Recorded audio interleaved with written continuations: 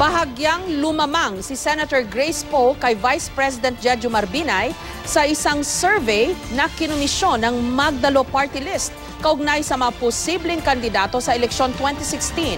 Sa parehong survey, naungusan naman ni Senator Chis Escudero si Senator Antonio Trillanes IV sa pagka-vice-presidente. May report si Jamsi Sante. Sa pinakahuling survey ng social weather stations ukol sa mga posibleng kumandidato sa 2016 presidential elections, 5 puntos lang ang naghihiwalay kay Vice President Jejomar Binay at Senadora Grace Poe. 36% ang nagsabing nais nilang maging Pangulo si Binay, habang 31% ang pumili kay Poe sa tanong ng SWS sa 1,200 respondents na magpangalan ng 3 taong tingin nila'y dapat pumalit kay Pangulong Noynoy Aquino. Sa kabila nito, si Binay naniniwalang siya pa rin ang talagang nangungunang presidential contender. May tumawag sa akin, sabi yata sa isang TV station, meron pa palang pick 1. Yung sa pick 3, in both instances, ako pa rin ang ahead among the presidentiables. Yung pick 1, mas mataas ako doon. So, but whatever is, ang yun ang sabi.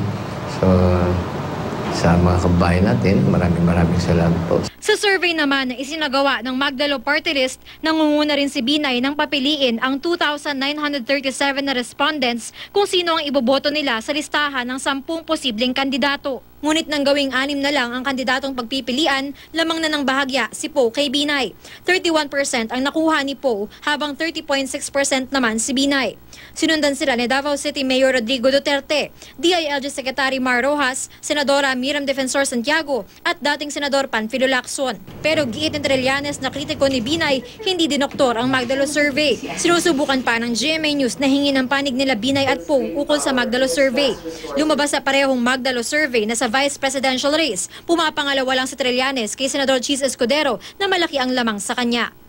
If this is a propaganda tool, I would have fudged up my numbers. We use this as a basis for our strategic direction making and policy making. Sa ngayon, wala pa raw plano si Escudero para sa 2016. Hindi pa rin daw nila napapag-usapan ng kanyang kaibigang si Poe kung tatakbo sila bilang running mate sa 2016. Kaya nga inimbento ang last day of filing sa October dahil yon ang huling tinakdang panahon para magpasya ang sinuman kaugnay ng pagtakbo o hindi pagtakbo sa darating na eleksyon.